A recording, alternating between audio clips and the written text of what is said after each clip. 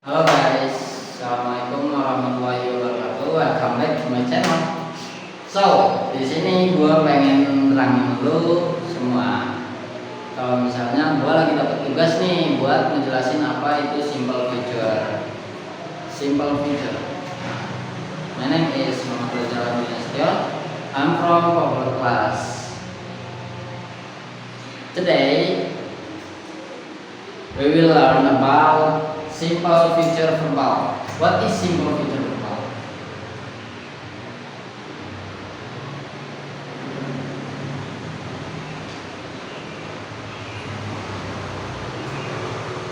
Apa itu simple future verbal, guys?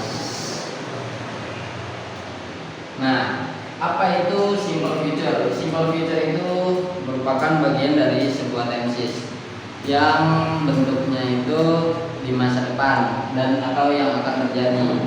Jadi kalau misalnya secara meaning atau misalnya kita bisa definisiin apa itu artinya simple future. Simple future itu merupakan suatu kejadian yang akan terjadi atau yang sudah kita rencanakan dan itu akan terjadi. Contoh simpelnya apa? Aku akan membeli sayur, aku akan pergi ke pasar, aku akan pergi ke kelas, aku akan belajar dengan guruku, seperti itu. Jadi simpelnya itu kalau misalnya kita punya rencana yang sederhana, itu tensesnya di waktunya di masa depan itu udah termasuk simple future, guys. Jadi contohnya kayak tadi, aku akan pergi ke pasar. Kita bikin kalimat positifnya. Aku akan pergi ke pasar. Dalam bahasa Inggris, akan ini merupakan di dalam bahasa Indonesia akan itu kan masih berupa angan-angan ya, guys ya. Nah, dalam bahasa Inggris pun sama, ada. Dalam bahasa Inggris itu kalau diartiin ke dalam bahasa Inggris dari bahasa Indonesia itu seperti ini, guys. Aku akan itu will, pergi itu go, ke pasar, to the market. Nah, jadi simpelnya, rumusnya simple future itu cuman susunan dari subjek. Kalau di bahasa Indonesia itu ada SPOK. Nah, sama di bahasa Inggris itu bedanya. Kalau di bahasa Inggris itu SPOK.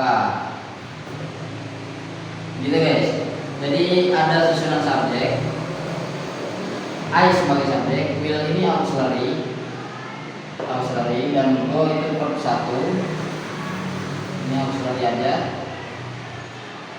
To the market itu sebagai objek. Kemana kita pergi? Ke pasar, gitu. Jadi pasar itu sebagai objeknya si rencananya subjek, gitu, atau perlakuannya dari si subjek. Kemudian ini bentuk positif, guys. Lalu dari bentuk positif udah pasti kan di lawan katanya positif udah pasti ada negatifnya. Kita bikin rencana negatifnya, seperti kalau dalam bahasa Indonesia itu saya tidak akan malas-malasan lagi, atau mungkin saya tidak akan bermain game, atau mungkin saya tidak akan pergi ke kelas, atau saya tidak akan pergi ke pasar. Kita bikin simple itu. Maka kita harus tambahin not di will-nya. I will not go to the market. Saya tidak akan pergi ke pasar. Will not ini bisa disingkat jadi won't.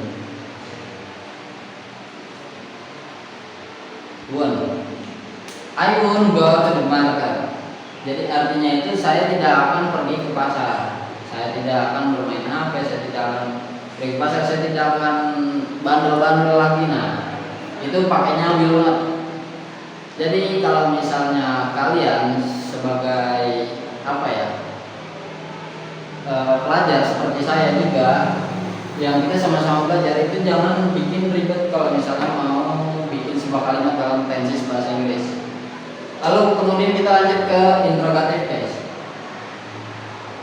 Interrogatif itu bentuk menanyakan, membuat kalimat yang menanyakannya itu apakah, menggunakan apakah kalau dalam bahasa Indonesia. Maka kalau apakah itu si auxiliary ini itu harus ada di depan sebelum subjek posisinya. Jadi strukturnya itu will I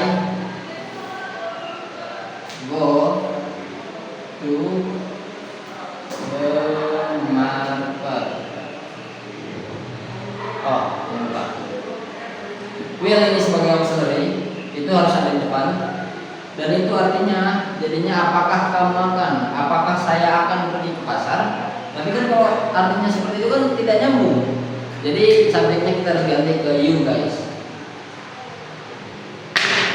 Kita ganti subjeknya ke you. Apakah kamu akan pergi ke pasar? Ya. I will go to the market.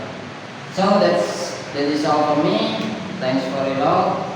Kalau misalnya lagi banyak salah atau misalnya salah kata, salah tingkah laku di video ini, mohon maaf yang sebesar-besarnya. Semoga pelajaran kali ini bermanfaat buat kalian. So, thank you for watching.